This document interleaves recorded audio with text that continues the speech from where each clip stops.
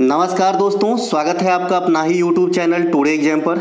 दोस्तों, जैसा कि आगामी सभी एसएससी के एग्जाम हेतु जो हम लोग 36 सीरीज देख रहे थे, आज हम 36 सीरीज में क्लास नंबर 32 को देखेंगे। इससे पहले हमने आपको 31 क्लास करा दिया है। साथ ही साथ जो भी बच्चे इस सीरीज की पीडीएफ खरीदे हैं उनको पीडीएफ भी दे दी गई है। आशा करते हैं कि आप वीडियो देखने के बाद पीडीएफ से रिवीजन भी कर रहे होंगे, क्योंकि यही बेस्ट तरीका है आपके पढ़ाई का और तैयारी का। चलिए शुरू करते हैं आज का ये क्लास। एसएससी बोले तो टुडे एग्जाम।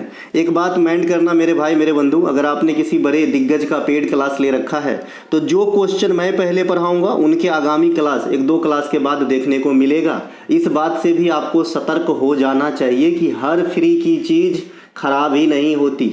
फ्री में पढ़ाता हूँ, ये मेरा शौक है ना। जब तक चल रहा है ठीक है मेरे भाई। तो पढ़िए, एकदम वही कंटेंट पढ़ाऊंगा जो एग्जाम में आएंगी, किसी से भी कम नहीं पढ़ाऊंगा। नहीं तो मैं सब दिन 5-5 वीडियो नहीं पढ़ाता, 2 दिन 3 दिन में एक वीडियो आता है। बहुत मेहनत करने के बाद इतने कंटेंट लिख पाता हूँ और आपके लिए प्रयोजित कंटेंट लिखता हूँ जो आपके एग्जाम में आ सके, और ऐसा ही होता है। तो मन से पढ़िए, अपनी जर्नी को सुगम बनाइए। हमारा कोई सा भी कंटेंट चाहिए, SSC, railway, Delhi police, Bihar SSC, दरोगा, है ना, आप इस मोबाइल नंबर पे व्हाट्सएप मैसेज के थ्रू कंटेंट को एक छोटी सी फी अदा करके बाय कर सकते हैं, या फिर डिस्क्रिप्शन में लिंक दिया गया है इसी व्हाट्सएप नंबर का। आप लिंक क्लिक करेंगे, व्हाट्सएप पे जाएंगे, वहां से बात करके कंटेंट बाय कर लेंगे। जिनको कंटेंट लेना है वही मैसेज करें, अन्यथा हाल चाल तो मैं क्लास में ही कर लेता हूं और सिर्फ काम की बात करता हूं। चलिए शुरू कर देता हूं आज का ये क्लास। पहला जो प्रश्न है हमारा, sample registration system SRS report 2021 के अनुसार भारत में इन्फेंट मोर्टेलिटी रेट कितना है। कभी कभी इसका फुल फॉर्म भी पूछ देता है IMR का, है ना, MMR का। तो भाई ये IMR का फुल फॉर्म होता है इन्फेंट मोर्टेलिटी रेट। ठीक है मेरे भाई, तो ये ध्यान रखेंगे। देखिए, इन्फेंट मोर्टेलिटी रेट पूछने का कई तरीका है। एक तो आपके जो है सेंसस के अनुसार, जनगणना के अनुसार पूछ देते हैं, ठीक है, और एक आपका SRS के अनुसार, सैंपल रजिस्ट्रेशन सिस्टम के अनुसार जो है पूछता है। तो यहाँ पे राइट आंसर है 27। प्रति 1000 बच्चे में 27 इन्फेंट की जो है मृत्यु हो जाती है इस संस्था के अकॉर्डिंग वर्तमान समय तक। ये रिपोर्ट 2021 में पब्लिसाइज करे थे इन संस्था ने, ठीक है। अब 2021 देख के 25 में पढ़ रहे हैं तो घबराना नहीं है। मैंने आपको बताया था कि कुछ एक ऐसा रिपोर्ट होता है जो बहुत दिन तक आपके एग्जाम में बना रहता है। एग्जाम्पल के लिए MPI index, multi dimensional poverty index, जो नीति आयोग के द्वारा जारी किया जाता है। पहली बार 2021 में जारी किया गया था, तो 2023 तक के एग्जाम में धूम मचाए थे, और दूसरी बार 2023 में जारी किया गया है जो वर्तमान समय तक एग्जाम में धूम मचाएगा। और ये मैं पहले ही पढ़ा दिया हूँ। जो बच्चे नहीं पढ़े हैं कहीं से भी MPI इंडेक्स जरूर कर ले, यहां से क्वेश्चन एग्जाम में आते ही आते हैं, जो नीति आयोग के द्वारा जारी किया जाता है। तो 21 देख के घबराना नहीं है। तो इसका आंसर क्या हो गया, 27 बच्चे प्रत्येक 1000 में, है ना। सैंपल रजिस्ट्रेशन सिस्टम, है ना, रिपोर्ट 2021 के अनुसार भारत में नवजात मृत्यु दर कितना है। इससे पहले आपने देखा था कि इन्फेंट वाला मोर्टेलिटी रेट, अब न्यूनेटल मोर्टेलिटी रेट। नवजात कहने का मतलब है कि जन्म के 28 दिनों के भीतर कितने बच्चों की मृत्यु हो जाती है। तो 1000 में 19 बच्चों की मृत्यु हो जाती है, ऐसा इन्होंने अनुमान लगाया है। Sample registration system SRS report 2021 के अनुसार MMR रेट कितना है, मैटरनल मोर्टेलिटी रेट, जो आपका माता होते हैं जन्म देते समय, वो कितने जो है यहाँ पे मृत्यु को प्राप्त कर लेती है अपने प्रसूति के समय। तो 93 प्रत्येक 1 लाख माताओं में 93 की डेथ हो जाती है, इस संस्था ने अनुमान लगाया है। सैंपल रजिस्ट्रेशन सिस्टम रिपोर्ट 2021 के अनुसार 5 वर्ष से कम उम्र के जो मोर्टेलिटी रेट कितने हैं, तो 31 प्रति 1000 बच्चे में 31 की डेथ हो जाती है, जो 5 वर्ष या उनसे कम उम्र के बच्चे होते हैं। तो ये चारों पांचों तरीके से मैंने आपका इसका आंकड़ा बता दिया हूं, आपको ध्यान रखना है, यहां से क्वेश्चन पूछे जाएंगे। Sample registration system SRS report 2021 के अनुसार भारत में जन्म के समय सेक्स रेशियो कितनी होती है। देखिए, एक तो सेक्स रेशियो आपको जनगणना के अकॉर्डिंग भी याद रखना है ना, और ये आपका SRS के अनुसार है 913 प्रति 1000 मेल चाइल्ड, यानी प्रति 1000 मेल चाइल्ड अगर जन्म लेता है तो उसके अकॉर्डिंग 913 फीमेल यानी बच्चियां जन्म लेती है इस संस्था के अनुसार। Sample registration system SRS report 2021 के अनुसार टोटल फर्टिलिटी रेट कितनी है। तो भाई टोटल फर्टिलिटी रेट 2 है। कितना है, 2 है, ध्यान रखिएगा, ठीक है मेरे भाई। ये कुछ यहाँ पे आप हम देख रहे हैं, ये टुडे एग्जाम की प्रोडक्ट है। ये आपके एसएससी के एग्जाम में फाउंडेशन क्रिएट करने के लिए पैरासीटामोल 500 हमारा पहला ई बुक था और काफ़ी धूम मचाया। ये मार्क बूस्टर है, पैरासीटामोल 2 के नाम से आया है। और जो अभी आप सीरीज देख रहे हैं तो एसएससी के लिए 3 सीरीज है। ये रेलवे के लिए परीक्षा दर्पण है और रेलवे के लिए एनटीपीसी न्यू सीरीज है। यही दोनों काम करेगा आगामी सभी रेलवे के एग्जाम में। आप लोग ले सकते हैं, अपनी जर्नी को सुगम बना सकते हैं। अगला नेक्स्ट प्रश्न है, नीरज चोपड़ा पेरिस ओलंपिक 2024 में कितने मीटर थ्रो के साथ रजत पदक प्राप्त किए थे? देखिए, नीरज चोपड़ा आए दिन बड़े बड़े कारनामा कर रहे हैं। अभी अभी आपका जो है डायमंड लीग भी जीते हैं, तो ये चर्चा में रहेंगे। तो इनके पुराने क्वेश्चन भी एग्जामिनर खंगालेंगे, तो इनसे A to Z जानकारी यहाँ पे हम प्राप्त करेंगे। 89.45 मीटर की थ्रो के साथ नीरज चोपड़ा पेरिस ओलंपिक 2024 में सेकेंड पोजीशन प्राप्त किया था नदीम के बाद। नदीम को पहला पोजीशन मिला था जो पाकिस्तान के हैं।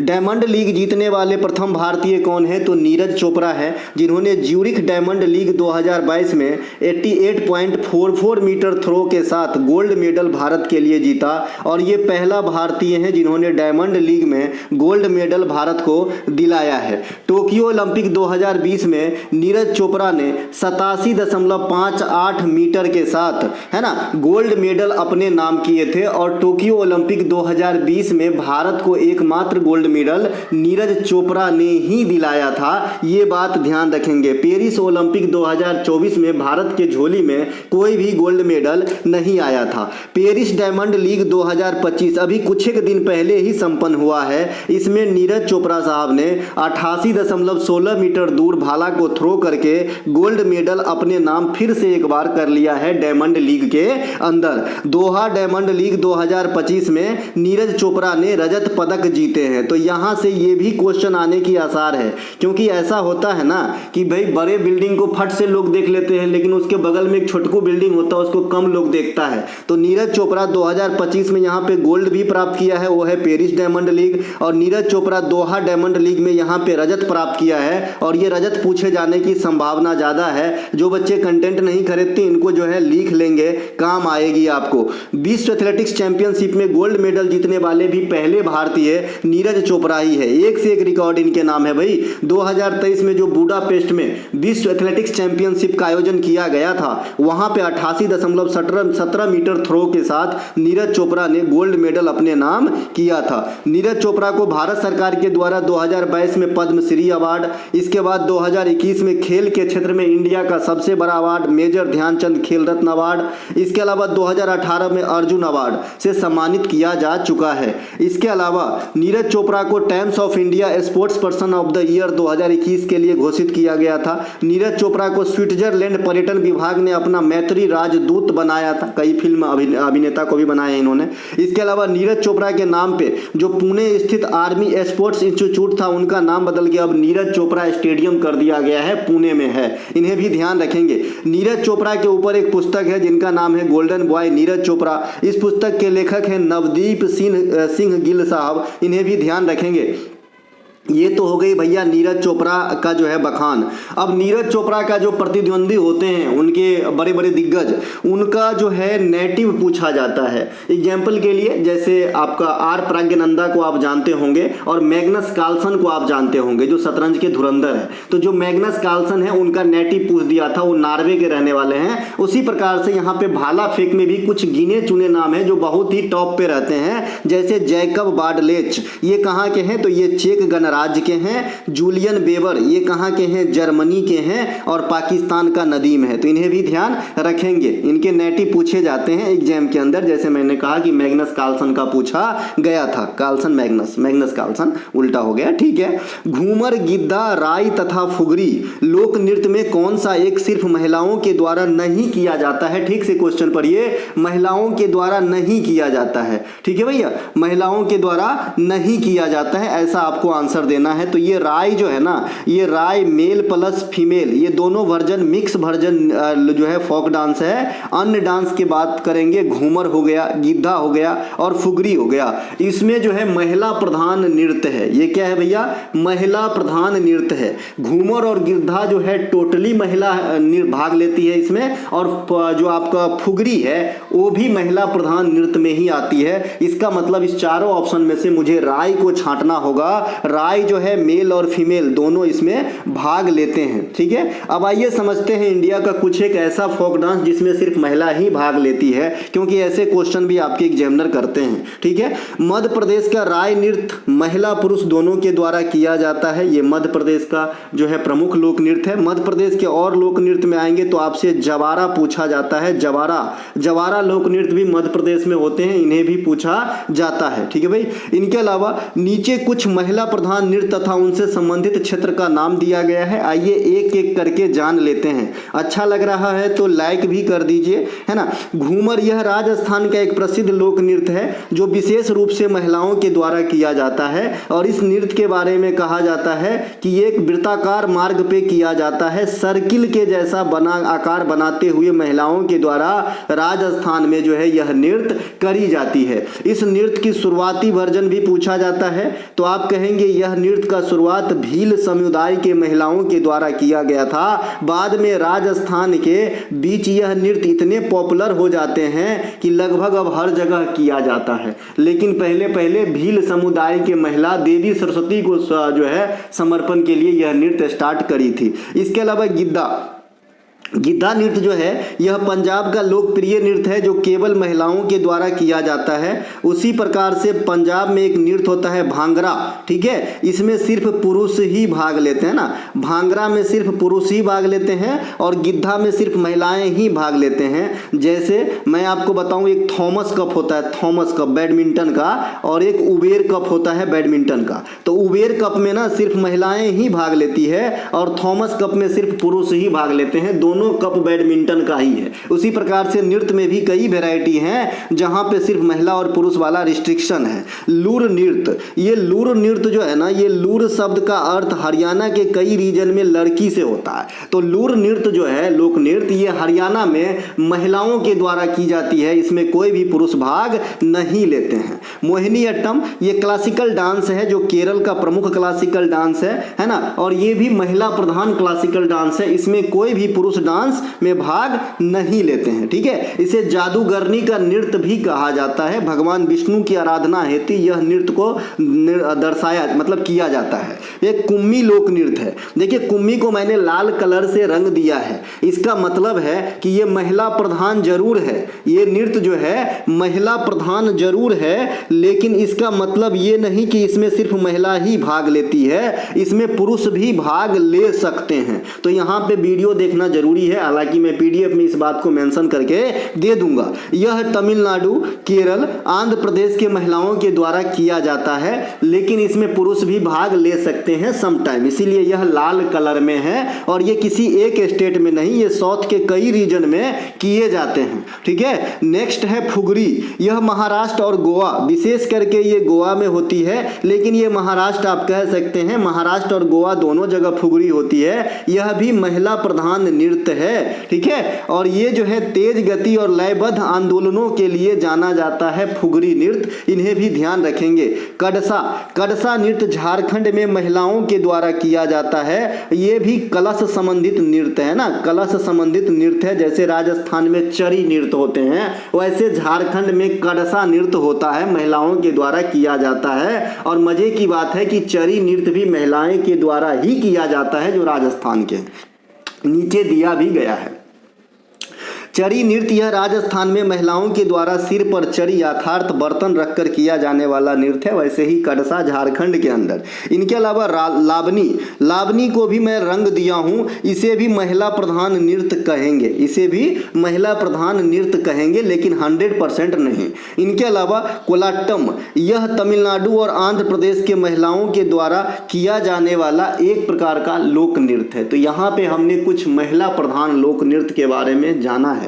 ठीक है मेरे भाई, जिसमें घूमर, गिद्धा, चरी, कड़सा, लूड़, ये सब फुल्ली महिला प्रधान नृत्य है, इसमें कोई भी पुरुष भाग नहीं लेते हैं, मोहिनीअट्टम इत्यादि।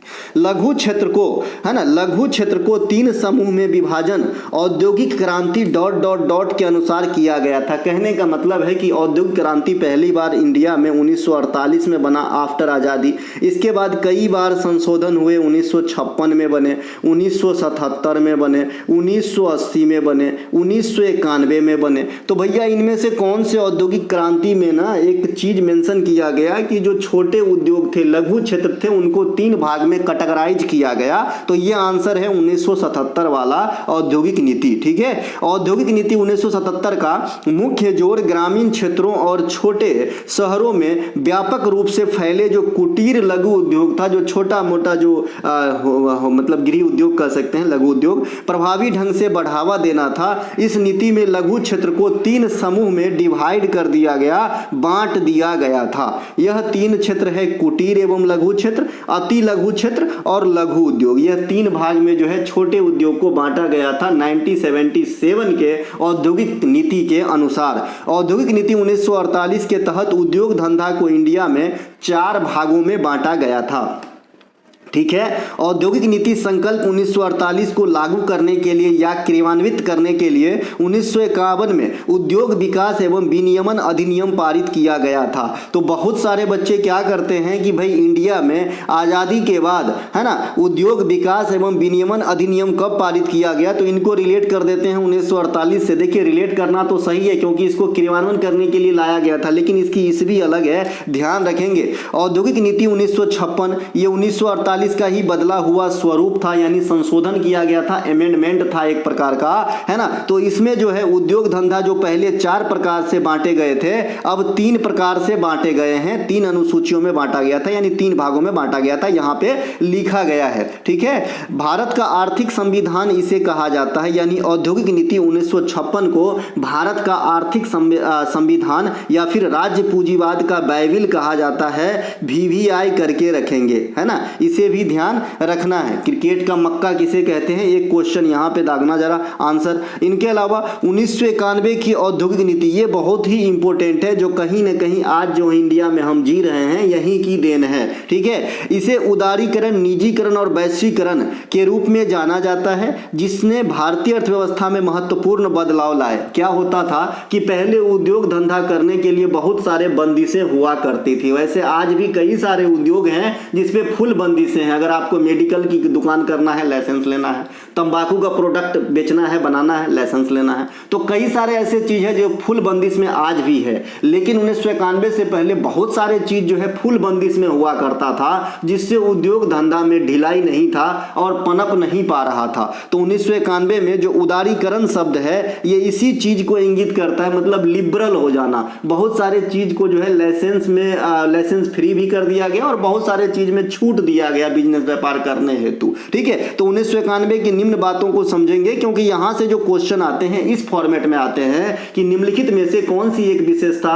1991 की औद्योगिक नीति की नहीं है। ठीक है, तो यहां से जो आपको याद रहेगा कि भाई ये विशेषता है तो आप छांट देंगे। तो लाइसेंस और नियंत्रणों के उद्योगों से मुक्त करना, बहुत सारे को तो समाप्ति कर दिया गया और बहुत सारे को बहुत कमतर कर दिया गया, लाइसेंसिंग प्रोसेस को बहुत छोटा बना दिया गया।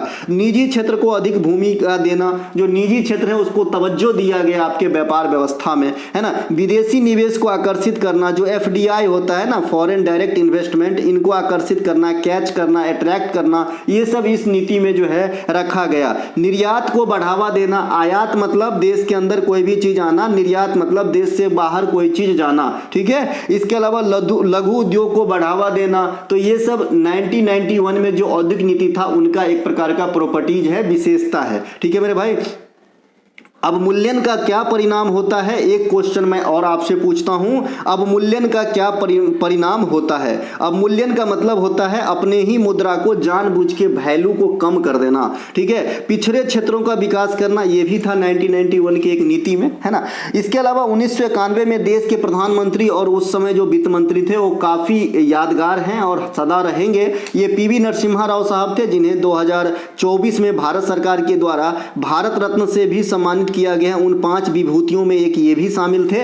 इनके अलावा वित्त मंत्री रहे थे उस समय डॉक्टर मनमोहन सिंह साहब, जो हमारे बीच नहीं है, ठीक है। इनके अलावा दुनिया में पहली औद्योगिक नीति 1780-1850 के दरमियान, इसका एग्जैक्ट ईस्वी आपको नहीं मिलेगा, ये ब्रिटेन के अंदर हुआ था, यानी इंग्लैंड में आया था। और एशियाई कंट्री में सबसे पहले औद्योगिक नीति जापान के अंदर आया था। तो इतने बात आपको औद्योगिक नीति से याद रखना है।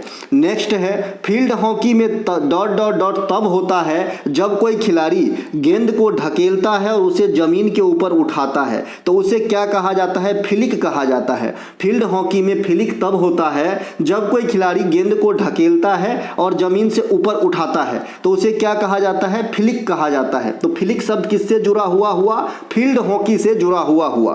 फील्ड हॉकी में इस्तेमाल की जाने वाली शब्द और उनका कुछ मीनिंग नीचे दिया गया है। जैसे स्लैप है ना, यह एक प्रकार का हिट है जिसमें खिलाड़ी स्टिक को जमीन पर घसीटते हुए गेंद को तेजी से मारता है, उसे क्या कहा जाता है? स्लैप कहा जाता है। बुली है ना, यह एक रीस्टार्ट तकनीक है जिसमें 2 खिलाड़ी आमने सामने स्टिक से गेंद को 3 बार टकराते हैं और फिर खेलने की कोशिश करते हैं, इसे बुली कहते हैं। कई प्रकार के पास का इस्तेमाल किया जाता है फील्ड हॉकी खेल में, जिसमें प्रमुख है हिट पास। इसको गेंद को तेजी से हिट करके अपने दूसरे खिलाड़ी के पास भेजा जाता है, इसे हिट पास कहा जाता है। एक स्कूप पास होता है, इसमें खिलाड़ी अपनी स्टिक के सहारे ग्राउंड से गेंद को उठाकर आगे भेजता है, इसे स्कूप पास कहते हैं। एरियल पास, ये गेंद को उछालते हुए यानी हवा में उड़ाता है, इसे एरियल पास कहा जाता है। तो ये कुछ पास है जो आपके हॉकी खेल में इस्तेमाल किया जाता है। एक पुश पास है, इसमें खिलाड़ी हॉकी स्टिक के सहारे ग्राउंड पर गेंद को धक्के देकर आगे धकेलता है, इसे पुश पास कहा जाता है। धकेलना से इसे पकड़ लेंगे।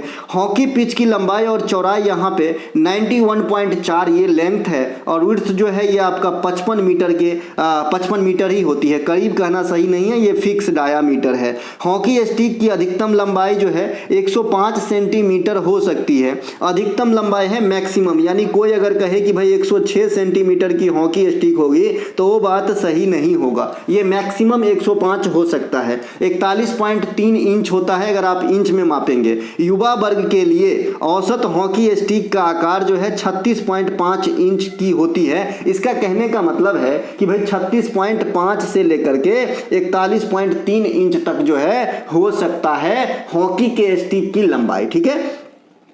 हॉकी गेंद की जो व्यास है ये 7.13 से लेकर 7.48 सेंटीमीटर के बीच होती है, इन्हें भी ध्यान रखेंगे। एक छोटू सा क्वेश्चन पूछ लेता हूं कि भाई क्रिकेट में पॉम्पिंग क्रीज की लंबाई कितनी होती है, जरा आप लोग आंसर करना। हॉकी खेल में संबंधित कुछ कप और ट्रॉफियां, जैसे Sultan Azlan Shah hockey cup, ये बहुत ही फेमस कप है ना, और ये जो है आपका एक ही जगह होता है। कहाँ पे होता है? ये मलेशिया के अंदर होता है। कहाँ पे होता है? मलेशिया के अंदर होता है Sultan Azlan Shah hockey tournament, ठीक है भाई। एक है आगा खान कप, है ना। इनके अलावा महाराजा रंजीत सिंह कप, है ना, Dhyanchand trophy, Nehru trophy, Scindia gold cup, Murugappan gold cup, Wellington cup और स्टेनली कप। इसके अलावा Beighton cup, Bombay gold cup, Rangaswamy cup. इनमें से कुछ एक नाम ही आपको विदेशी फॉर्मेट के लग रहे होंगे, जिसमें एक बेटन भी लग रहे होंगे, लेकिन घबराइए नहीं, ये इंडिया का ही है बेटन कप, है ना। एक स्टेनली लग रहा है तो विदेशी है, और एक सुल्तान अजलन शाह लग तो रहा है इंडिया के जैसा, लेकिन ये मलेशिया में होता है। बाद बाकी सभी इंडियन ट्रॉफी है, ठीक है। इनके अलावा यहाँ पे मैंने सुल्तान अजलन शाह जो कप है ये मलेशिया में होती है। स्टेनली कप जो है ये कनाडा में होती है। हॉकी पुरुष वर्ल्ड कप का, जो पुरुष वाला वर्ल्ड कप है हॉकी का, इसका शुरुआत हुआ था 1971 में और प्रथम विजेता रहा था पाकू। कौन रहा था भाई? अपना पाकू, ठीक है। इसके अलावा प्रथम उपविजेता रहे थे स्पेन। कौन रहे थे? स्पेन। तो जहाँ पे जो मेजबानी किए थे ना पहले हॉकी वर्ल्ड कप का, वही आपका जो है रनर अप रहे थे और विजेता रहा था अपना पाकिस्तान नहीं, पाकू कहिए, अपना तो है ही नहीं।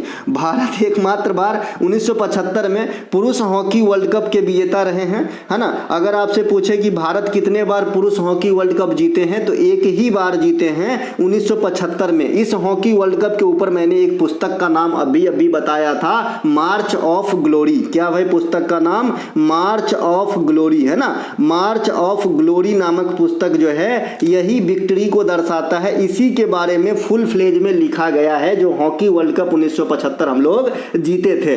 इस टीम के कप्तान कौन थे? तो अजीत पाल साहब। क्या थे भैया? अजीत पाल साहब जो है हॉकी 1975 टीम के भारत दल के कप्तान थे। वैसे ही आपसे पूछा जाता है कि जो हॉकी ने 1928 में इंडिया को पहली बार गोल्ड मेडल ओलंपिक में दिलाया उसका कप्तान कौन था? तो आप कहेंगे जयपाल सिंह मुंडा था। कौन था भाई? जयपाल सिंह मुंडा साहब जो है पहले हॉकी टीम जिन्होंने इंडिया को ओलंपिक गोल्ड दिलाया 1928 में एम्स्टर्डम ओलंपिक में, उस टीम के भारतीय दल के कप्तान थे जयपाल सिंह मुंडा। और 1975 में जो हॉकी वर्ल्ड कप जिताया उसके कप्तान थे अजीत पाल साहब। ठीक है, वर्ष 2023 में जो हॉकी वर्ल्ड कप हुआ यह आपके ओडिशा में हुआ था, जहां पे 2 स्टेडियम का प्रयोग किया गया था। बिरसा मुंडा अंतर्राष्ट्रीय हॉकी स्टेडियम ये आपका राउरकेला में है, जहां पे सेकेंड पंचवर्षीय योजना में जर्मनी के सहयोग से एक फैक्ट्री का आयोजन किया गया था। और जो कलिंगा स्टेडियम है ये आपका भुवनेश्वर में है। ये दोनों स्टेडियम में कराए गए थे 2023 में, जहां पे जर्मनी आपके विजेता रहे थे और बेल्जियम उप विजेता रहे थे। महिला हॉकी वर्ल्ड कप की शुरुआत कब होती है? 1974 में होती है। 2026 में महिला तथा पुरुष हॉकी वर्ल्ड कप बेल्जियम और नीदरलैंड में कंबाइंड रूप से कराए जाएंगे, इसे भी ध्यान रखना है। हॉकी खेल की अवधि 60 मिनट की होती है। हॉकी खेल में हाफ टाइम की अवधि 10 मिनट की होती है जो ब्रेक दिया जाता है। नेक्स्ट है भारतीय वायुसेना विधेयक 2024 किस मूल अधिनियम में संशोधित करता है? जो भारतीय वायुसेना अधिनियम 2024 पारित किया गया वो कौन सा मूल नियम को संशोधन करेगा? तो विमान अधिनियम 1934 को संशोधन करेगा। चूंकि अभी बहुत बड़ी ट्रेजेडी हो गई, घटना हो गई जो अहमदाबाद वाली है, प्लेन क्रैश वाली, है ना, तो ये क्वेश्चन आपके लिए एग्जाम में आ सकती है। हाल में ही संसद ने भारतीय वायुयान विधेयक, है ना, 2024 पारित किया है, जिसका उद्देश्य विमान अधिनियम 1934, अंतिम बार 2020 में भी इसे संशोधित किया गया था और फिर से इसे 2024 में संशोधित किया गया है। मूल नियम कौन सा है? विमान अधिनियम 1934। ठीक है, देश में सबसे अधिक अंतर्राष्ट्रीय हवाई अड्डा वाला जो राज्य है ये अपना उत्तर प्रदेश है, जहां पे जेवर सहित 5 अंतर्राष्ट्रीय हवाई अड्डा हो जाएंगे। नोएडा में जेवर है। भारत का पहला ग्रीनफील्ड हवाई अड्डा डोनीपोली हवाई अड्डा, है ना, ये डोनीपोली हवाई अड्डा जो है ये भारत का पहला ग्रीनफील्ड हवाई अड्डा है जो पूर्वोत्तर भारत के, है ना, ईटानगर में स्थापित किए गए हैं। इन्हें भी ध्यान रखेंगे। अगर आपसे कहे कि सरकार के एक स्कीम के अनुसार देश में कितने ग्रीनफील्ड हवाई अड्डा लगाए जाने का जो है बात कही गई है, तो आप कहेंगे 21 ग्रीनफील्ड हवाई अड्डा जो है लगाए जाएंगे देश में, जो वर्तमान समय तक स्वीकृति प्रदान कर दी गई है। भविष्य में और भी किए जाएंगे। काजी नसरुल इस्लाम एयरपोर्ट ये पश्चिम बंगाल के दुर्गापुर के पास है और ये भारत में पहला निजी ग्रीनफील्ड हवाई अड्डा है। एक निजी होता है भैया, आपका कंपनी है जैसे रिलायंस वगैरह कंपनी क्या है? निजी कंपनी है ना। तो जो निजी आपका ग्रीनफील्ड एयर स्टेशन है ये आपका काजी नसरुल इस्लाम एयरपोर्ट है जो आपके पश्चिम बंगाल में है। और जो सार्वजनिक सेक्टर का है, यानी सार्वजनिक सेक्टर कहने का मतलब जैसे SBI बैंक हो गया, HDFC बैंक हो गया, आप तो फर्क समझ गए मेरे दोस्त। तो जो सार्वजनिक सेक्टर में पहला ग्रीनफील्ड हवाई अड्डा है वो अरुणाचल प्रदेश में डोनोपोली है और जो निजी वाला है, प्राइवेट है, वो काजी नसरुल है पश्चिम बंगाल में। उड़ान योजना, उड़े देश का आम नागरिक, है ना, यह योजना 2016 में आया था। यह भी एयर यात्रा से संबंधित है और इसे 2017 में पहली उड़ान इस योजना के तहत भरा गया था शिमला से दिल्ली के बीच में। भारत में हवाई परिवहन की शुरुआत 1911 में हुआ था। दिल्ली से इलाहाबाद या प्रयागराज से नैनी के बीच 6.5 किलोमीटर, है ना। हाल में ही भारत की 14वीं महारत्न कंपनी जो हाल है हिंदुस्तान एरोनॉटिक्स लिमिटेड, इसको महारत्न कंपनी का दर्जा दे दिया गया है और ये इंडिया का 14वां महारत्न कंपनी बना है। महारत्न कंपनी के लिए क्या क्राइटेरिया होती है कई बार आपको मैं बता चुका हूँ। भारतीय शास्त्रीय संगीत पर आधारित पुस्तक संगीत दर्पण के लेखक लेखिका कौन है? देखिए, संगीत दर्पण के लेखक लेखिका है दामोदर मिश्रा। कौन है भैया? दामोदर मिश्रा साहब संगीत दर्पण के लेखक है। अब आइए इसी भाषा में बात करते हैं कि संगीत के ऊपर जो है कितने ऐसे पुस्तक हैं जो आपके एग्जाम में आते हैं और आएंगे। आइए, संगीत बोल प्रकाश, है ना, ये बोल नहीं लिखना, बाल लिखना, है ना, बाल बाल मतलब चाइल्ड, है ना। संगीत बाल प्रकाश ये ग्रंथ है, इनके लेखक हैं विष्णु दिगंबर पुलस्कर साहब। कौन है भैया? विष्णु दिगंबर पुलस्कर साहब, रघुपति राजा राजा राम। राघव राजाराम। राग सरिता के लेखक कौन है? चिंतामणि रघुनाथ व्यास। राग सरिता। नाट्य शास्त्र काफ़ी पॉपुलर है, कहीं ना कहीं जो शास्त्रीय नृत्य है ये इन्हीं का देन है। तो ये भरत मुनि साहब के द्वारा लिखा गया है, भरत मुनि का। एक आप और लिख लेना, उत्तर रामायण भी आपके एग्जाम में पूछा जाता है। उत्तर रामायण भवभूति के द्वारा लिखा गया है ना, भवभूति के द्वारा लिखा गया है उत्तर रामायण, तो इन्हें भी ध्यान रखेंगे। एक अभिनय दर्पण पुस्तक है, ये आपका नंदिकेश्वर के द्वारा लिखा गया है। टेक्निकल जानकारी देते हैं इंडिया में शास्त्रीय नृत्य के बारे में। गीत गोविंद के लेखक जयदेव हैं। कौन है भैया? सेन वंश के काल में प्रसिद्ध हुए यह कवि जयदेव जो गीत गोविंद लिखे हैं। मैं म्यूजिक मैं लाइफ तथा राग माला, ये दोनों ही जो लेखन का कार्य है ये पंडित रविशंकर साहब के द्वारा किए गए थे। पंडित रविशंकर साहब वही हस्ती हैं जो इंडिया के लिए पहली बार ग्रैमी अवार्ड 1968 में प्राप्त किए थे। सितार प्ले करते थे। संगीत राज नामक ग्रंथ महाराणा कुंभा के द्वारा लिखा गया है। संगीत तरंग नामक ग्रंथ राधा मोहन सेन के द्वारा लिखा गया है। श्रृंगार प्रकाश नामक ग्रंथ राजा भोज के द्वारा लिखा गया है। अभिलाषार्थ चिंतामणि के लेखक चालुक्य शासक सोमेश्वर हैं, है ना भैया। तो अगर आपने इतना कर लिया और प्राचीन शास्त्रीय नृत्य संगीत से आधारित अगर आपका ग्रंथ पूछता है तो छूटेगा जी, बिल्कुल नहीं छूटेगा। और यही सब क्वेश्चन देखेंगे पेड वाले क्लास में, है ना। तब वहाँ पे आप तो जय जयकार करते हो, यहाँ पे तो लाइक भी नहीं कर पाते हो, तो कर दो यार लाइक, अच्छा लगे तो, है ना। देखिए, सांख्य दर्शन के प्रतिपादक है कपिल मुनि। कौन है भैया? कपिल मुनि। योग दर्शन के प्रतिपादक है पतंजलि। न्याय दर्शन के प्रतिपादक है गौतम ऋषि। वैश्विक दर्शन के प्रतिपादक है कनाद मुनि। पूर्व मीमांसा दर्शन के प्रतिपादक है जैमिनी। इन्हें भी ध्यान रखेंगे। यह बात करवा सकते हैं इंडिया में कि इंडिया में अगर आप टीचर को टटोलेंगे तो 100 में से 90 वैसे होंगे जो पहले फुल कोशिश किए कुछ बड़ा हासिल करने का, जब नहीं होता है तो टीचिंग लाइन में आ जाता है। यह बात मैं किसी की बुराई करने के लिए नहीं, लेकिन यही सही है इंडिया में। पहले प्रोफेशन नहीं होता है टीचर, टीचिंग बाद में बनता है, ठीक है। भारत संगीत का जनक जो है सामवेद को कहा जाता है ना। भारतीय संगीत का जनक किसे कहा जाता है? सामवेद को कहा जाता है। इन्हें भी ध्यान रखेंगे। ऑस्ट्रेलिया ओपन 2025 में महिला एकल के विजेता कौन है? आप सभी जानते हैं कि वर्ष के शुरुआत में पहले आपको ऑस्ट्रेलिया ओपन होगा, फिर आपके फ्रेंच ओपन होगा, फिर आपके विंबलडन होंगे और फिर आपके यूएसए ओपन होंगे। अभी चल रहा है आपका जून, मान लीजिए सॉरी जुलाई, इसी महीना मान लीजिए आपका एग्जाम है। तो ऑस्ट्रेलिया ओपन और फ्रेंच ओपन दोनों आपके लिए जो है प्रायोरिटी रखती है एग्जाम में आने के लिए। तो ऑस्ट्रेलिया ओपन 2025 के बारे में समझते हैं। मेडिसन कीज के द्वारा जीता गया है। किसके द्वारा? मेडिसन कीज के द्वारा, मेडिसिन के द्वारा जीता गया है। 2025 ऑस्ट्रेलिया ओपन के विजेता यानिक सिनर है जो पुरुष वर्ग में है, इटली के रहने वाले हैं। और मेडनिस कीज यूएसए महिला एकल के विजेता हैं। इन्हें भी ध्यान रखेंगे। यूएसए कहने का मतलब है यहाँ पे प्रतियोगिता मत समझ लेना। यूएसए ओपन ये इनके नेटिव है यूएसए। जब भी आप किसी ग्रैंड स्लैम वाले खिलाड़ी को पढ़ो, जब भी आप दिग्गज चेस के खिलाड़ी को पढ़ो या बड़े बड़े ऐसे सुरमा जो गिने चुने हैं, बहुत बड़े, जैसे फार्मूला 1 रेस के खिलाड़ी लोग भी बहुत कम हैं और गिने चुने होते हैं, तो उनके जो है नेटिव जरूर याद करें मेरे भाई, क्योंकि कभी कभी नेटिव से क्वेश्चन आता है, ठीक है। तो ये जो मेडिसिन कीज है ये यूएसए के रहने वाली है और ये जीती है ऑस्ट्रेलिया ओपन 2025 महिला एकल में, ठीक है। अब हम फ्रेंच ओपन बात करते हैं 2025 के लिए। फ्रेंच ओपन 2025 पुरुष वर्ग में कार्लोस अल्काराज ने जीता है। महिला एकल का खिताब कोको गाफ ने जीती है, जिन्होंने फाइनल में आरेना सबलेंका को हराया है। यह प्रतियोगिता क्ले कोर्ट के ऊपर खेली जाती है और इसे रोनाल्ड गैरोस भी कहा जाता है। ये फ्रेंच ओपन के बारे में है। क्ले कोर्ट में खेलो, रोनाल्ड गैरोस को हो, जीते हैं कार्लोस और कोको गाफ, ठीक है भाई। 2024 अमेरिकी ओपन। अमेरिकी ओपन 2024 का बताना इसलिए जरूरी है क्योंकि ये वर्ष के लास्ट में होता है और अगर एक साल के करंट अफेयर खंगालते हैं तो ये भी आ जाएंगे उस दायरे में। तो 2024 के जो अमेरिकी ओपन हुआ था उसमें पुरुष एकल का विजेता यानिक सिनर ही रहा था और जो महिला एकल के विजेता हैं वो आर्यना सबलेंका जी रही थी, ठीक है भाई। ग्रैंड स्लैम टूर्नामेंट सबसे पुरानी जो प्रतियोगिता वो विंबलडन है और सबसे नई प्रतियोगिता जो है ये ऑस्ट्रेलिया ओपन है। आपने कभी गौर किया है जैसे फ्रेंच ओपन में फ्रांस दिख रहा है ना, ऑस्ट्रेलिया ओपन में ऑस्ट्रेलिया दिख रहा है, अमेरिकी ओपन में अमेरिका दिख रहा है, तो विंबलडन ओपन में कौन सा देश दिख रहा है? तो आप कहेंगे इंग्लैंड दिख रहा है, ठीक है मेरे भाई। इनके अलावा भगत पर्व, गुरु पर्व तथा राजा पर्व, इनमें से कौन सा एक मुख्य रूप से जनजातीय त्यौहार है? इन तीनों में पूछा जा रहा है कि कौन सा एक जनजातीय त्यौहार है। तो जो भगता पर्व है ये जनजातीय त्यौहार है, ये झारखंड में मनाया जाता है आदिवासियों वर्ग के द्वारा, ठीक है भाई। बाद बाकी जो आपका राजा पर्व है ये उड़ीसा में धरती माता की जो है पूजा करते हैं 3 दिनों तक, तो पूरे उड़ीसा में मनाए जाते हैं। और गुरु पर्व जो है ये सिख धर्म के लोग मनाते हैं, पंजाब हरियाणा या फिर जहाँ भी सिख धर्म के लोग रहते हैं, ठीक है। तो यहाँ पे राइट आंसर आपका भगता पर्व हो गया, ठीक है।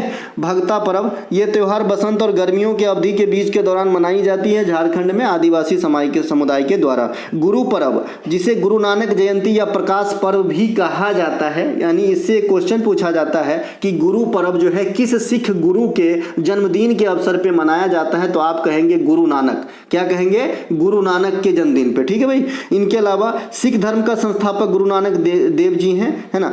सिख धर्म में खालसा पंथ के सम्मान में, देखिए खालसा पंथ 1699 में आए थे। कौन लाए थे भैया? गुरु गोविंद सिंह, जो सिख धर्म के 10वें गुरु हुए थे और अंतिम गुरु हुए थे। तो इन्हीं के सम्मान में जो है बैसाखी का त्योहार मनाया जाता है। क्या मनाया जाता है? बैसाखी का, जो सिख धर्म में नव वर्ष के रूप में काम करता है ना, नव वर्ष के रूप में मनाया जाता है, ठीक है मेरे भाई। ओडिशा में राजा पर्व 3 दिनों तक मनाया जाता है। इसे मिथुन संक्रांति के नाम से भी जाना जाता है और इसमें धरती माता का जो है सम्मान व्यक्त किया जाता है, आभार व्यक्त किया जाता है। और 3 दिन तक कोई भी किसानी कार्य नहीं किया जाता है, जैसे हल वगैरह ये सब नहीं चलाया जाता है। पर्युषण पर्व यह जैन धर्म के लोग मनाते हैं। यह भादो महीना में मनाया जाता है, भाद्रपद महीना में मनाया जाता है और ये जैन धर्म में सबसे बड़े त्यौहार होते हैं। क्रिसमस, गुड फ्राइडे और ईस्टर ये तीनों के तीनों त्यौहार ईसाई धर्म के लोग मनाते हैं। जहाँ क्रिसमस आपका जो है ईसा मसीह साहब के जन्मदिन है ना। गुड फ्राइडे आपके जो उनको सूली पे चढ़ाए जाने की दिन है, यानी ये शोक का त्यौहार है ना।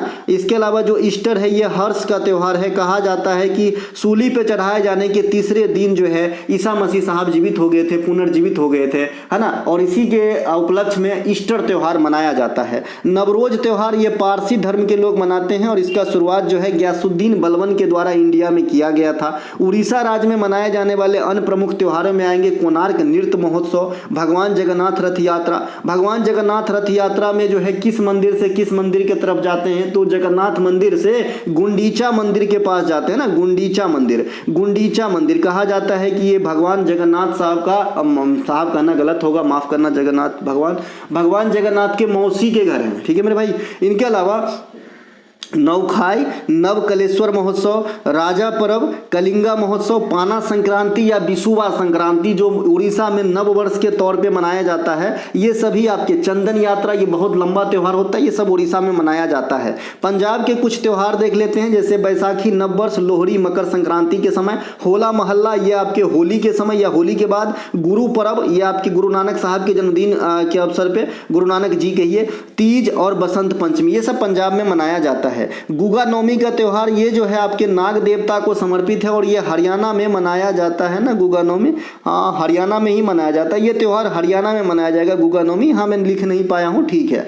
नेक्स्ट है पोप फ्रांसिस, जिसकी मृत्यु अप्रैल 2025 में हो गई थी। उनकी मृत्यु के पश्चात रोमन कैथोलिक चर्च का नया पोप कौन बना है? बहुत ही एक जो है सम्मानीय पोस्ट है, जो दुनिया भर में है ना इन समुदाय के जो है होस्ट करते हैं, मतलब चीफ होते हैं, ठीक है। तो ये जो नया पोप बने हैं, इस पोप का नाम है पोप लियो 14वां, पोप लियो 14वां। इनका ओरिजिनल नाम है कार्डिनल रॉबर्ट प्रीवोस्ट, है ना, इस प्रकार से नाम है, जिसे पोप लियो 14वां के नाम से जाना जाएगा। ये रोमन कैथोलिक चर्च के 267वां पोप है, भाई आंकड़ा याद रखना। ये प्रथम अमेरिकी पोप है, इस वजह से भी ये ज्यादा पॉपुलर होंगे। इससे पहले कोई भी अमेरिकी नेटिव के जो है पोप नहीं बने थे।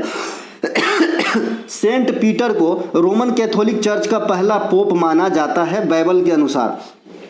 तिब्बती आध्यात्मिक नेता तेंजिंग ग्यात्सो, है ना, जो दलाई लामा के नाम से प्रसिद्ध है और इंडिया में धर्मशाला हिमाचल प्रदेश में रहते हैं। अभी तो हिमाचल प्रदेश में तबाही आया भाई।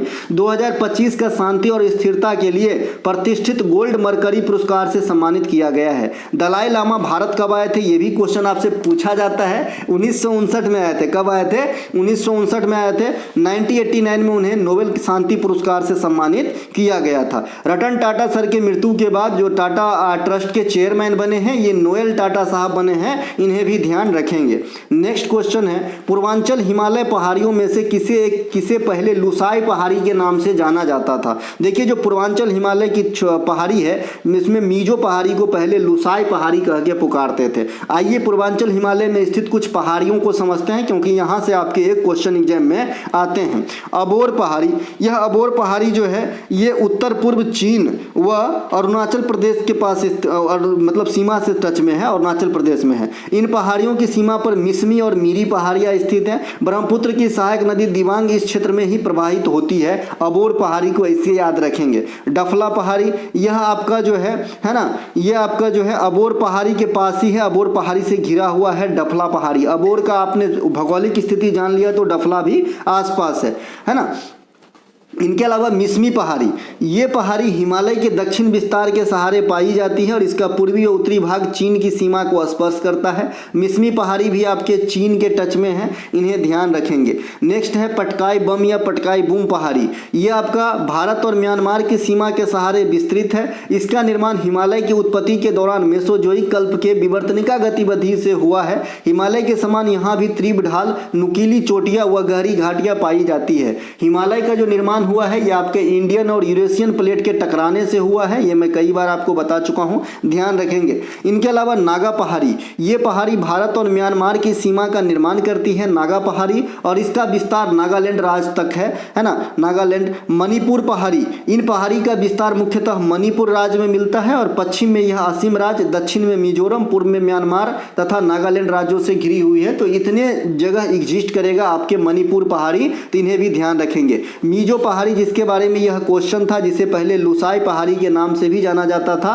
है ना। ये जो है मीजो पहाड़ी, ये इसलिए भी फेमस है क्योंकि ये अर्कान योमा तंत्र का जो है प्रसारित रूप माना जाता है। अर्कान योमा जो आपके म्यांमार में पाए जाते हैं, ठीक है। यहाँ नोट करके मैंने एक चीज लिखा है कि अंडमान और निकोबार द्वीप समूह जो है अर्कान योमा का, है ना, जल प्लावित जलमग्न भाग माना जाता है। इसे VVI करके रखेंगे। जो अंडमान निकोबार द्वीप समूह है, इंडिया के पास है, यूनियन टेरिटरीज है, तो ये भाई कौन से पर्वत श्रृंखला का जल प्लावन क्षेत्र है, तो आप कहेंगे अर्कान योमा का। किसका? अर्कान योमा का। त्रिपुरा पहाड़ी, ये पहाड़ी त्रिपुरा राज्य में अवस्थित है। ये उत्तर से दक्षिण समानांतर बलनों की एक श्रेणी है, जिसकी ऊंचाई दक्षिण की ओर घटती है और अंततः गंगा ब्रह्मपुत्र निम्न भूमि में जाकर मिल जाती है। तो त्रिपुरा पहाड़ी त्रिपुरा में है ना। इसकी ढाल कैसी है, तो इसकी ढाल जो है दक्षिण की ओर घटती है, दक्षिण की तरफ ढाल हो गया, ठीक है। नेक्स्ट है हमारा मिकिर पहाड़ी। मिकिर पहाड़ी असम के काजीरंगा नेशनल पार्क के आसपास है ना। कार्बी आंगलोंग पठार का एक हिस्सा है, इसे भी ध्यान रखेंगे। गारो पहाड़ी, खासी पहाड़ी और जयंतिया पहाड़ी, ये तीनों आपके मेघालय राज्य में हो जाएंगे, तो इनके बारे में कुछ ज़्यादा पढ़ना नहीं है। एक बात ध्यान रखना है कि दुनिया में सबसे अधिक वर्षा किस पहाड़ी रेंज में होता है, तो आप कहेंगे खासी पहाड़ी रेंज में दुनिया में सबसे अधिक वर्षा होती है। दुनिया में सबसे अधिक वर्षा वाला स्थान कहेंगे तो मेघालय स्थित आपका जो है मासिन राम, ये दुनिया में सबसे अधिक वर्षा वाला स्थान है, शहर है। पहले जो है चेरापूंजी हुआ करता था, ठीक है। इनके अलावा जयंतिया पहाड़ी, ये मुख्य रूप से मेघालय राज्य में गारो पहाड़ियों के पूर्व में स्थित है। तो कभी कभी यही डायरेक्ट टॉपिक मतलब पॉइंट पूछ देता है कि भाई गारो पहाड़ी के पूर्व में कौन सा है, बच्चा खासी मार देता है, अरे मारो ना जयंतिया, ठीक है भाई। शुद्ध निवेश को किस रूप में परिभाषित किया जाता है? शुद्ध निवेश, है ना। What is the net investment? तो नेट इन्वेस्टमेंट जो है, जो आप सकल निवेश करते हैं उनमें से जो मूल्यह्रास डिप्रिसिएशन को घटाते हैं, तो उसे नेट इन्वेस्टमेंट कहा जाता है। शुद्ध निवेश बराबर सकल निवेश माइनस मूल्यह्रास। निविल राष्ट्रीय उत्पाद NNP, net national product, GNP minus मूल्यह्रास। GNP में से जब आप मूल्यह्रास को घटाते हैं तो आपका NNP निकलता है, निवल राष्ट्रीय उत्पाद निकलता है। GNP कैसे निकालते हैं मैं कई बार आपको बता चुका हूं कि जब देश के GDP में विदेशी नागरिकों के द्वारा कमाए गए देश के अंदर धन को घटा देते हैं और देशी नागरिक के द्वारा विदेश में जाकर कमाए गए धन को जोड़ देते हैं, तो GNP निकलते हैं, ठीक है भाई। तो इसीलिए मैं जरूरी नहीं समझा दोबारा रिपीट करना, इसीलिए GNP का फुल नहीं लिखा हूं। NDP है ना, नेट डोमेस्टिक प्रोडक्ट। ये GDP जो होता है ग्रॉस डोमेस्टिक प्रोडक्ट, उसमें से जब आप मूल्यह्रास को घटा देते हैं तो NDP निकल जाता है। एक होता है डिस्पोजेबल पर्सनल इनकम, जो आपके इनकम होते हैं उसे पर्सनल इनकम कहा जाता है। चाहे आप किसी भी सोर्स से कमाए हो, आप दुकान कर रहे हो, नौकरी कर रहे हो, है ना, कहीं से भी आप पैसा कमा रहे हो, आपका पर्सनल इनकम है। उसमें से जो आप सरकार को टैक्स अदा कर देते हो और तब जो बच जाता है उसे कहता है डिस्पोजेबल पर्सनल इनकम। चूंकि टैक्स, इनकम टैक्स जो है डायरेक्ट टैक्स में आता है, इसीलिए यहां पे लिखा है personal income minus income tax, या डायरेक्ट टैक्स भी आप लिख सकते हैं। अब मूल्यह्रास क्या होता है, डिप्रिसिएशन क्या होता है। मान लीजिए आपने एक साइकिल खरीदा और 1.5 साल से आप साइकिल चला रहे हो, तो उसमें जो घिसी पीटी हुआ है, चक्का घसा है, ब्रेक घसा है ना, बहुत सारे चीज पतला हो गए घिसी घिस के, तो उसके जो मूल्य में कमी आई है वही मूल्यह्रास है और कुछ नहीं है। नेक्स्ट है, मैं जब भी पढ़ाता हूँ हल्ला जरूर करेंगे ये लोग, चलो कोई नहीं, आपको हल्ला पे ध्यान नहीं देना चाहिए। डॉक्टर भीमराव अंबेडकर ने भारतीय संविधान के किस भाग को संविधान की नवीन विशेषता के रूप में वर्णन किया है। तो जो भाग 4 है, डीपीएसपी है, उसको भीमराव अंबेडकर साहब ने संविधान की नवीन विशेषता के रूप में वर्णन किया है, डिस्क्राइब किया है। जो डीपीएसपी है ये आयरलैंड के संविधान से लिया गया है और 36 से 51 के बीच भाग 4 के अंतर्गत रखे गए हैं और इनका प्रमुख उद्देश्य होता है राज्य को कल्याणकारी बनाना। डीपीएसपी को भारतीय संविधान के अंतर्गत 3 श्रेणी में विभाजित किया गया है, समाजवादी, गांधीवादी और उदार बौद्धिक, तो इन्हें भी ध्यान रखेंगे। अनुच्छेद 32 जो है ये संवैधानिक उपचारों का अधिकार है, इसे भीमराव अंबेडकर ने संविधान का आत्मा माना है। इस अनुच्छेद का प्रयोग करते हुए सुप्रीम कोर्ट रिट जारी करते हैं और हाई कोर्ट रिट जारी करते हैं 226 का प्रयोग करके। आम जनता के जब मौलिक अधिकार का हनन हो जाता है और आप चाहते हो कि मैं अपनी लड़ाई लड़ूं, तो यही आर्टिकल 32 आपको पावर देता है कि आप सुप्रीम कोर्ट तक जा सकते हो और अपनी बातों को रखवा सकते हो। प्रस्तावना या उद्देशिका को भारतीय संविधान का कुंजी कहा जाता है, इसे भी ध्यान रखेंगे। प्रियम्बल भारतीय संविधान के अंगीकार किया गया था 26 नवंबर 1949 को, जबकि लागू किया गया था 26 जनवरी 1950 को। ये 26 जनवरी 1950 लाहौर अधिवेशन 1929 की याद दिलाते हैं, है ना। इनके अलावा 42वां संविधान संशोधन को मिनी संविधान संशोधन कहा गया था, क्योंकि इसके तहत बहुत सारे चीज किए गए थे। संसद के कार्यकाल में बढ़ोतरी किया गया था, शिक्षा को संवर्ती सूची में लाया गया था, मौलिक कर्तव्य 10 प्रकार के जोड़े गए थे, लेकिन स्वर्ण सिंह समिति ने मात्र 8 प्रकार के मौलिक कर्तव्यों को सुझाया था। इस बात को विशेष रूप से ध्यान रखना मेरे दोस्त, है ना। मौलिक अधिकार को भारतीय संविधान का मैग्ना कार्टा कहा जाता है। अगर इसे पार्ट के बारे में पूछे तो बोलिएगा पार्ट 3 को भारतीय संविधान का मैग्ना कार्टा कहा जाता है, जो मौलिक अधिकार वाला क्षेत्र है। भारत में सरकार के 3 प्रमुख अंग होते हैं, चाहे तो राज्य सरकार के चाहे केंद्र सरकार के, कार्यपालिका, विधायिका और न्यायपालिका। इन तीनों का काम भी मैं समझा चुका हूं। जो विधायिका होते हैं ये नियम कानून बनाते हैं, ये कानून बनाने का काम करता है। जो कार्यपालिका है ये आपका कानून जो बना है उसको लागू करवाता है या फिर इसके द्वारा जो है क्रियान्वयन किए जाते हैं। और जो न्यायपालिका है ये तो नाम से ही स्पष्ट है कि ये न्याय निर्णय देने के लिए है ना। नेक्स्ट है जनगणना 11 के अनुसार देश में किशोर जनसंख्या, किशोर के श्रेणी में 10 से 19 वर्ष के उम्र के लोग आते हैं, तो कितने परसेंट है, तो आप कहेंगे 20.9% जो है इंडिया में 2011 के अनुसार किशोर जनसंख्या का प्रतिशत है।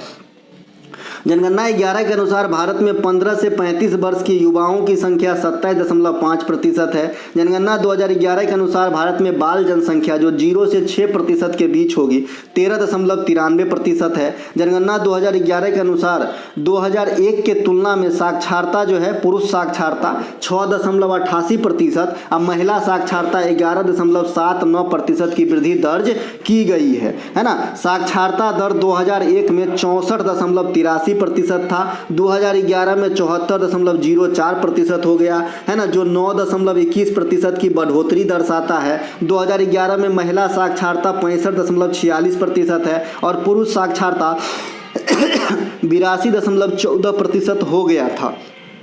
केरल में लिंगानुपात सबसे अधिक 1084 है और देश में दूसरा सबसे अधिक लिंगानुपात आपके पुदुचेरी में मिलेंगे, है ना, और सबसे कम लिंगानुपात दमन और दीव में मिलेंगे 618। विशेष जानकारी के लिए टॉपिक वाइज देखिए, वहाँ पे और ज़्यादा आपको जो है निखर के आएगा जनगणना वाला। अगर आपने कोई भी कंटेंट खरीदा है टुडे एग्जाम का तो आपको टॉपिक वाइज निःशुल्क दिया जाता है। 40 से अधिक टॉपिक जो कोई गुरुजी आपको पेड में पढ़ाएगा मैं निःशुल्क देता हूँ, ठीक है मेरे भाई। ICC विश्व क्रिकेट चैंपियनशिप 2021-23 का का फाइनल मैच कहाँ खेला गया था। देखिए, जो आईसीसी विश्व टेस्ट चैंपियनशिप है अपने आप में काफ़ी लोकप्रिय हो रहा है और ये दुनिया में दिग्गज जो आपके क्रिकेट टीम होते हैं उनको टेस्ट रैंकिंग जारी करने में बहुत मदद करता है। तो ओवल लंदन में खेला गया था। देखिए, अब तक इसकी 3 एडिशन खेले जा चुके हैं। ये पहली बार शुरू हुआ था 2019-21 के लिए, फिर 21-23 के लिए और फिर 23-25 के लिए। यह भी संपन्न हो गया है। इन तीनों के बारे में समझेंगे। ओवल लंदन में खेला गया था 21-23 वाला फाइनल। आईसीसी टेस्ट क्रिकेट विश्व टेस्ट चैंपियनशिप 21-23 का फाइनल मैच ऑस्ट्रेलिया और भारत के बीच ओवल लंदन में खेला गया था, जहां विजेता ऑस्ट्रेलिया रहा था। आईसीसी विश्व टेस्ट चैंपियनशिप की शुरुआत 2019 में वर्ष 2019-21 के लिए खेला गया था। प्रथम संस्करण का फाइनल मैच भारत और न्यूजीलैंड के बीच साउथैम्पटन इंग्लैंड में खेला गया था, जहां विजेता न्यूजीलैंड रहा था। इसका मतलब है कि फाइनल में इंडिया गया था तो इंडिया उपविजेता रहा होगा पहला वाले में और दूसरा वाले में, ठीक है। तीसरा में ऑस्ट्रेलिया उपविजेता रहा है। आईसीसी विश्व टेस्ट चैंपियनशिप की तीसरी संस्करण 23-25 के फाइनल मैच ऑस्ट्रेलिया और साउथ अफ्रीका के बीच लॉर्ड्स में खेला गया, जहां विजेता साउथ अफ्रीका रहा। इन टीम के कप्तान थे थम्बा बबूमा, और थम्बा बबूमा का जो स्टोरी है अपने आप में अद्वितीय है। आप लोग कभी फुर्सत हो तो सुनिएगा, है ना। ऐसा स्टोरी जो आपको झकझोर के रख देगा और आप अपने आप को दुखी मानते होंगे तो सोचिएगा कि वो किस हालत में यहाँ तक पहुँचा होगा, ठीक है मेरे भाई। देश का पहला टेस्ट मैच 1933 में भारत और इंग्लैंड के बीच खेला गया था। उस टीम के कप्तानी भारत के तरफ से सीके नायडू साहब कर रहे थे। भारतीय क्रिकेट टीम ने अपना पहला वनडे मैच 13 जुलाई 1974 को लीड्स के हेडिंग्ले इंग्लैंड में खेला था। उस टीम के कप्तान अजीत वाडेकर साहब रहे थे और ये पहला मैच इंडिया हार गया था। 1983 के क्रिकेट वर्ल्ड कप का फाइनल मैच लॉर्ड्स में खेला गया था, जहां भारत 43 रन से जीत गए थे वेस्ट इंडीज के खिलाफ। इस मैच में भारत की तरफ से सबसे अधिक रन बनाने वाले खिलाड़ी 38 रन की पारी जो फाइनल मैच में खेले थे वो थे कृष्णाचारी कृष्णकांत, और इस पूरे सीरीज में यानी वर्ल्ड कप 1983 में सबसे अधिक रन कपिल देव साहब बनाए थे। भारत में प्रत्येक वर्ष महिला दिवस किसके जयंती या जन्मदिन पे मनाया जाता है, तो सरोजनी नायडू जी के। भारत में प्रति वर्ष जो राष्ट्रीय महिला दिवस है 13 फरवरी को सरोजनी नायडू के जन्मदिन पे मनाया जाता है। सरोजनी नायडू कांग्रेस की अध्यक्षता करने वाली प्रथम भारतीय महिला है। ध्यान रखेंगे, खाली महिला कहेगा तो एनी बेसेंट होगा, क्योंकि एनी बेसेंट पूर्ण रूप से भारत की महिला नहीं थी। राज्यपाल बनने वाली प्रथम भारतीय महिला सरोजनी नायडू ही थी। सरोजनी नायडू ने मोहम्मद अली जिन्ना को हिंदू मुस्लिम एकता का राजदूत कहकर संबोधित किए थे। प्रत्येक वर्ष 31 अक्टूबर को सरदार वल्लभ भाई पटेल के जन्मदिन पर राष्ट्रीय एकता दिवस के रूप में मनाते हैं। प्रत्येक वर्ष 27 जनवरी को यहाँ पे 23 कर लीजिएगा दोस्त, 23 जनवरी को सुभाष चंद्र बोस जी के जन्मदिन पे पराक्रम दिवस के रूप में मनाते हैं। प्रत्येक वर्ष 25 दिसंबर को अटल बिहारी साहब के जन्मदिन पे सुशासन दिवस के रूप में मनाया जाता है। प्रत्येक वर्ष महात्मा गांधी जी के जन्मदिन 2 अक्टूबर को अंतर्राष्ट्रीय अहिंसा दिवस के रूप में मनाया जाता है। प्रत्येक वर्ष 28 फरवरी को राष्ट्रीय विज्ञान दिवस सीवी रमन साहब के द्वारा रमन प्रभाव को ईजाद करने के लिए मनाया जाता है। प्रत्येक वर्ष 12 जनवरी को राष्ट्रीय युवा दिवस विवेकानंद साहब के जन्मदिन पर मनाया जाता है। ध्यान रखेंगे, एपीजे अब्दुल कलाम सर के जन्मदिन 15 अक्टूबर को है ना विश्व छात्र दिवस के रूप में मनाया जाता है। इन्हें ध्यान रखेंगे, ठीक है। 23 दिसंबर को चौधरी चरण सिंह के जन्मदिन पर राष्ट्रीय किसान दिवस मनाया जाता है। राष्ट्रीय सांख्यिकी दिवस 29 जून को पीसी महालनोबिस, प्रशांत चंद्र महालनोबिस, जिनके मॉडल पे सेकंड पंचवर्षीय योजना आधारित हुआ करता था, उनके जन्मदिन पे राष्ट्रीय सांख्यिकी दिवस मनाते हैं 29 जून को, है ना। 14 नवंबर को प्रतिवर्ष बाल दिवस जवाहरलाल नेहरू के जन्मदिन पे मनाया जाता है। प्रत्येक वर्ष 1 नवंबर को 15 नवंबर को बिरसा मुंडा के जन्मदिन पे जनजातीय गौरव दिवस के रूप में मनाया जाता है। सबसे इम्पोर्टेंट 29 अगस्त छूट गया है, इसमें राष्ट्रीय खेल दिवस मेजर ध्यानचंद के जन्मदिन पर मनाया जाता है। सैफ अंडर-90 पुरुष चैंपियनशिप 2025 के उपविजेता कौन रहे हैं, तो ये बांग्लादेश रहे हैं। विजेता कौन रहे हैं, इंडिया रहे हैं, है ना। भारतीय टीम के कप्तान कौन थे, सैफ अंडर-90 2025 में जो टीम जीते हैं, है ना, सिंगयमुम समी इनका नाम है भाई। उपविजेता बांग्लादेश, इंडिया जीता है। यह प्रतियोगिता में 6 देश भाग लिए थे, भूटान, बांग्लादेश, मालदीव, नेपाल, इंडिया और श्रीलंका। सैफ का फुल फॉर्म भी पूछा जाता है, साउथ एशियन फुटबॉल फेडरेशन। इसकी स्थापना 1997 में हुआ था। मुख्यालय इसके ढाका बांग्लादेश में स्थित है। फीफा का फुल फॉर्म पूछा जाता है, federation international D football association. इसकी स्थापना 1904 में हुआ था। मुख्यालय स्विट्जरलैंड के ज्यूरिख में स्थित है। आईसीसी इंटरनेशनल क्रिकेट काउंसिल, जिसे हम आजकल आईसीसी जानते हैं, पहले इंटरनेशनल क्रिकेट कॉन्फ्रेंस डिफेंस के नाम से मॉडले मिंटो सुधार के समय 1909 में स्थापित किया गया था। कई जगह इनके हेडक्वार्टर बदले गए। वर्तमान में इनके हेडक्वार्टर दुबई में है ना। वर्तमान अध्यक्ष जय शाह है जो बीसीसीआई के पहले सचिव हुआ करते थे। वर्तमान सीईओ संजोग गुप्ता साहब कल या परसों ही बनाए गए हैं इन्हें, जो जियोफ एलिडस का स्थान लेंगे। ये ऑस्ट्रेलियाई थे, ठीक है भाई। इनके अलावा बीसीसीआई की स्थापना 1928 में हुआ था। पहला अध्यक्ष आर ग्रांट गोवन थे। इनके हेडक्वार्टर मुंबई में है। वर्तमान अध्यक्ष रोजर बिनी है और वर्तमान सचिव जय शाह के हटने के बाद जो है देवजीत सैकिया साहब है। तो दोस्तों आज का जो है क्लास यहीं समाप्त होता है। अगर आपको अच्छा लगे तो लाइक कीजिएगा, अपने दोस्तों को शेयर कीजिएगा और अगर हमारा कोई सा भी कंटेंट चाहिए डिस्क्रिप्शन में लिंक है, आप लिंक क्लिक करके व्हाट्सएप मैसेज करके कंटेंट को बाय कर सकते हैं, है ना। मिलेंगे अगले वीडियो में, तब तक के लिए जय हिंद।